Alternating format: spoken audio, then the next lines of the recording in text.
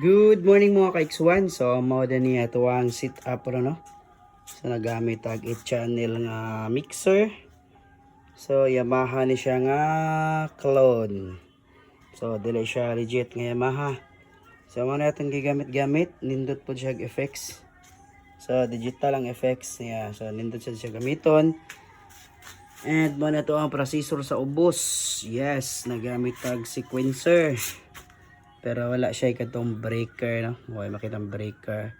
So, kini lang ihang on off para ma-on tong mga nakasaksak sa likod. Unya nagamit tag DXB. Yes, DXB Enhancer Extreme. So, mo ni siyang pula. Naggamit po tag crossover nga di lang na to i-mention ang name pero kay bawon na mag-unsa ni siya nga brand and exciter. So DXB exciter yan. Exciter 4000. So mo ni nagda sa tong base no sa DXB. Nagamit sa tag audio master nga equalizer. So mo ni siya sa ato ang low and mo po siya ato ang mid high. So left right ra nako ang connection sa mid high o low kay tungod kay two-way setup ta. So nigamit sa tag Opal dire no nga BSS ang brand. Yes, man siya ato ang sub sa ibabaw and ato ang mid high sa ubos. So mao ra niya ato ang setup dire no. So mo niya mga processor nga gigamit ron. And sa ato apo de amplifier. So di ato kalimtan. So nagamit sa to ang so kini siya to Sonra ni siya no. So to Sonra si E20. So pwede gamiton na to siya pang mid, pwede pod gamiton na to pang bass. Depende na lang sa setup kung magamit tag sakto nga sa as of now god 6 pa kabok ato ang sub. Pero basig mo 8 na ni pohon. Unya ato ang nagdagid sa sub kining Voltec CA50. Kini siya so adyo gaya ni bunog ning Voltec kay tagsara maka service unya di po kay nato gamiton. And dire po sa Pikas so mo ni ato ang EBR nga cute. So kaning EBR na to mo ni siya nagdala sa ato ang gadget kadto. Yeah. Di pwedeng way EBR to didto. So lagi siya EBR. So mo ni nagda niya kuan bali iyang kaugalingong kurente kining sa AVR no. So dire na to gipasad ang kurente.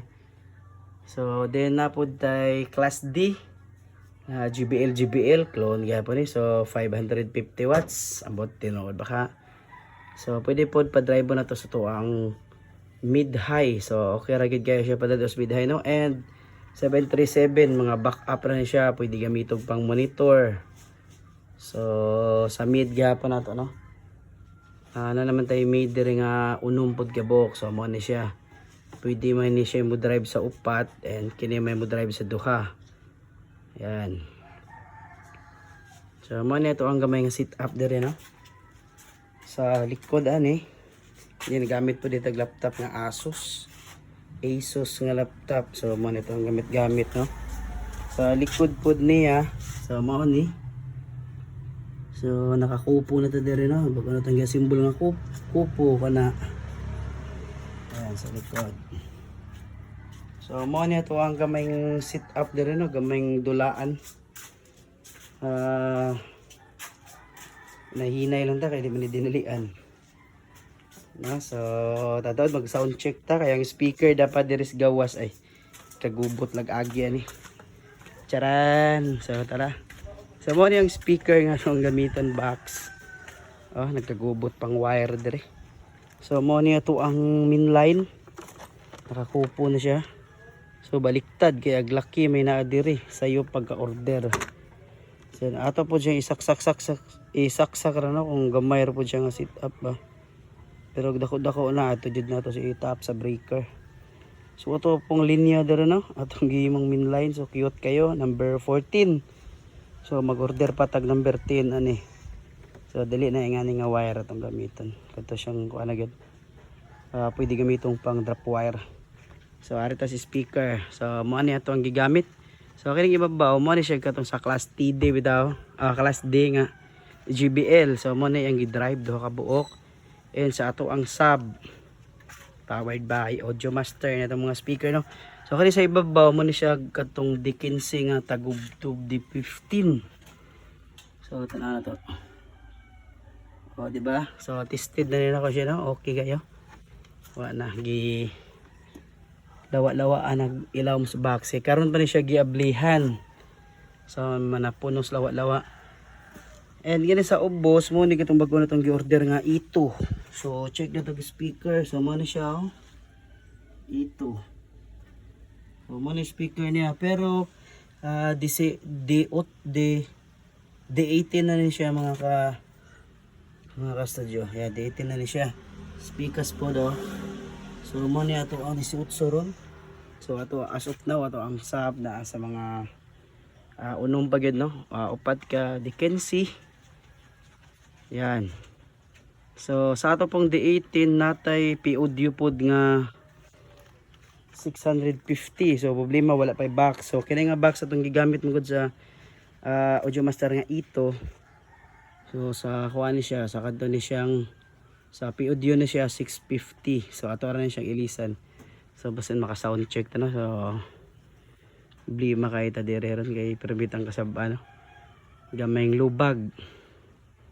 Wa na silingan, maghilak na. So man tong area dire. Dagang pugbay, di ka basta-basta pa sound check. So sound check lang yata, mamina ta gamay ra gayo pong kuan. Gamay rang sounds ba din ato po tong testingan tong ato ang power box nga gibuhat. So bago pa kita na human. So manay wire tong gipanggamit, no. Yan. So mo ni ato ang 650 nga POD. Ini siya. So 18 ni siya. Then ang saan ni nasunog, so gipa-rewind pa. Challenger 650, oh. Okay man po siya, lami po siya tingog. O nya dapat ay duha mo niya giingon niyo, duha ka speaker, no. So standby. O ya ato ang mid-range, mid-high, so mo ni. So powered by Broadway ni tanan, no.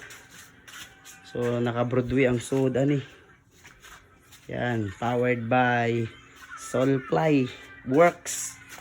So taga Soulfly may nitira ni tanawang grano nindot kayo. So shout out taga Soulfly Works din, no. Sulit kayo lang gibuhat. Boss Bart. So hasta po dito ang box dire, oh. Mayo pagka flexible. So taod-taod mga ka X1 ato na siyang ikuan ko, no. So ay mo kalimutan X1 og studio parihara na kay sa tag-iya. So taod-taod, so napay 6G nga sticker, no? Mercer, napay GPF. Taod-taod ato na siyang sound check. Okay, testingan nato itong power box. So mo ni bagong gibuhat ng power box kini. So butang ana pa na siya digital nga voltmeter. So mo ni diri, oh, ang likod, oh. Ayan, mo baka na itong gibuhat. Pero sige lang. Dagsara mo po ta masipyat. So, diri na lang kutob, no? So, bye-bye.